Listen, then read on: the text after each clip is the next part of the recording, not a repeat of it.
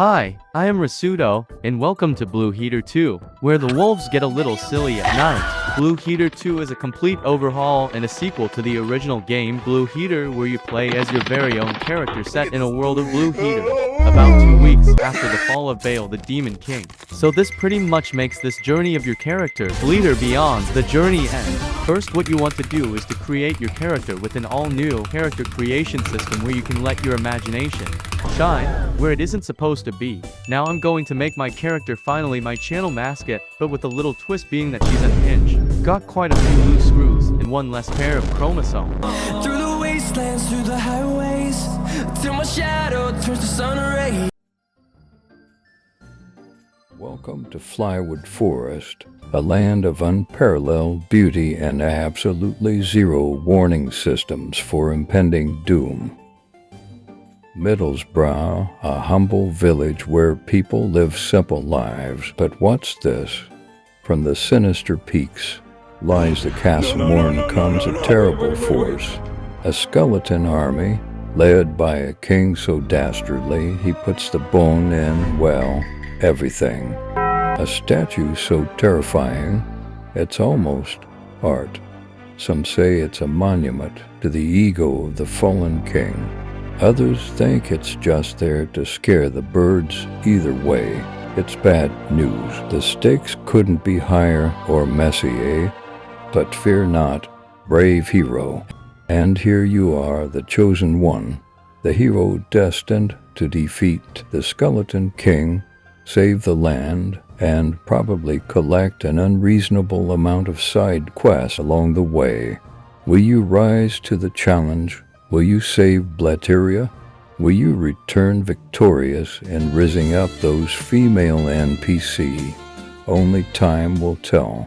To start your journey through Floor 1, the Flywood Forest of Blue Heater 2, you must be prepared. Talking to this starter NPC, he will tell you that it is very dangerous beyond this point of the town's gate and tasks you to slay the slimes that could have carried and probably digested aqueous doohickeys and survived, thus turning them blue and enhancing their strength. First, you must gear up with the proper items, ditch that stick and follow my steps. Since this game's travel methods is a little different than Blue Heater 1, where you can just fly around at sonic speeds with unintended methods of tomfoolery. This time, you get to have your own horse. Talk to this NPC and grab yourself a horse to get yourself a mount to travel through Flywood Forest. Retrieve the HP charm from a cemetery to increase your max HP and survivability. Then borrow a poor farmer's sickle from his hut to use as your weapon. This will be your first starter weapon to face off against those slimes. Now, you aren't properly geared until you have your first offensive skill. Follow my steps. Get past the slev sticks where the developers stuck it near Castle Morn. Jump from this little bridge and land onto this platform. Now, this is where you should start off at level 1. Take this NPC's quest and defeat the enemy. Now you have your very first ability, the Glorious Flame Slash. You can now complete the slime quest effortlessly and ready to begin your journey. One quest that may have caught your attention right after completing the slime quest is this guard right here telling you to talk to his boss. He will yap about nonsense at you for about 10 minutes straight that you can do nothing about it other than pulling out your phone and watch Subway Surfer's gameplay until he passes out from monologuing on his own. Then go report back to the guard to claim your rewards for finally freeing his boss from suffering. If you notice this map right here, you can actually take a quest to defeat random type of enemy for extra XP, which in this case, unalive even more slimes. Head to the big slimes which produces smaller slimes, then use your flaming slash the bane of all slimes on them, which instantly one-shots all the small slimes and complete your quest. Now, since I've reached level 10 from doing starter quests, I should take on my own path and choose my weapon class. I'm going with mage build because I really like casting spells. To learn your first spell, talk to this NPC named Benedict, which tasks you to defeat that big slime from earlier in exchange for an upgraded version of Colorful Jawbreaker from Blue Heater 1, which we don't struggle on because we have our trusty Flame Slash that easily evaporates them all. Now, I've earned the Conjure Jawbreaker spell I have reset and respec my stat points into magic, which renders my Flame Slash useless. Since I've gotten strong enough, I could take on my first dungeon. The cellar is the right place it should be. which is infested dangerously with undead skeleton army. Simply enter the dungeon and defeat the enemies. Using my brand new upgraded Abracadookie, Jawbreaker upon ye, to knock down the skeletons and broke somebody private property, and 2 counts of thievery has lead to me earning my dungeon drops, which provides very good stats and boost my survivability through my journey of wizardry. In order to get stronger, you'll need more spells. The next spell I'm going to introduce you is the Still Water. Consult those who knows and follow the directions given. Simply follow along this suspiciously bright river to reach the suspiciously bright waterfall. Don't forget to whack some weeds along the way for more coins. Locate the cave behind waterfall, then you'll see a silly rock with silly symbol glowing all silly. Locate your silly button on your keyboard and exert a sufficient amount of silly force and a silly amount to pick it up in a silly manner. Return to Toes Who Knows to obtain your still water, which is actually not still, because real still water is scary and dangerous. The next spell I'm going to show you is the healing spell.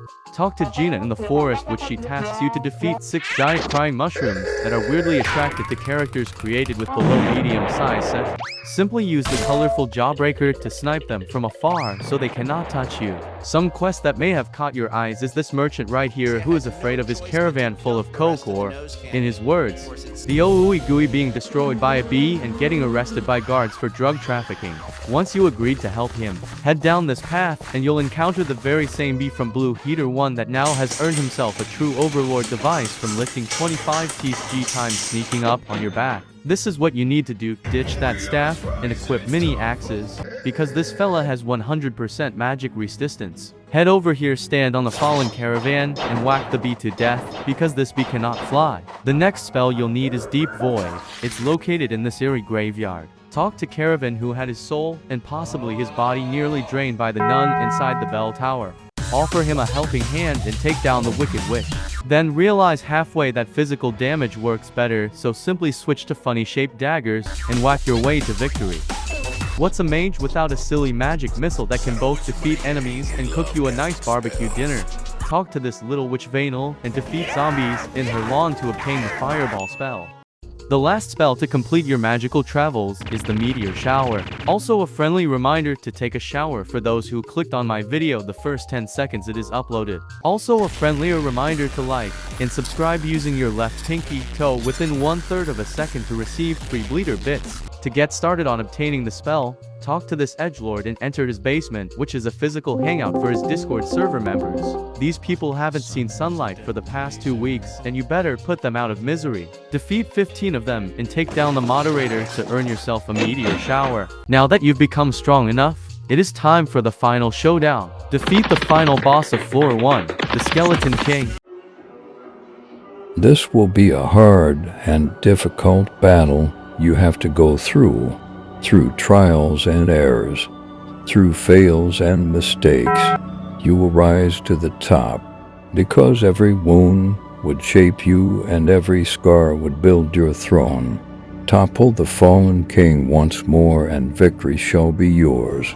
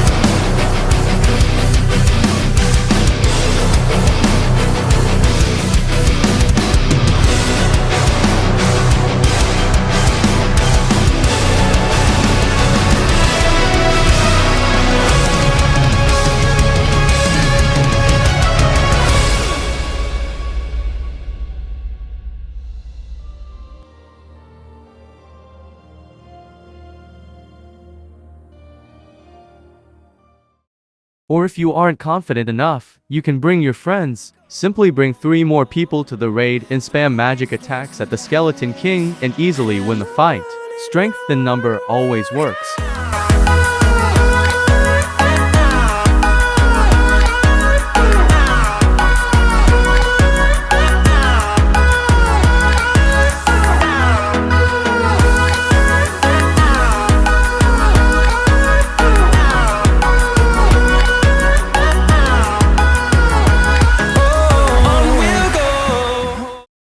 If you still somehow can't beat him with a team fight, here's a secret tip. Grab your Gorgon head that you have obtained during your journey and use it on the Skeleton King, which will turn him into stone and result in instant victory.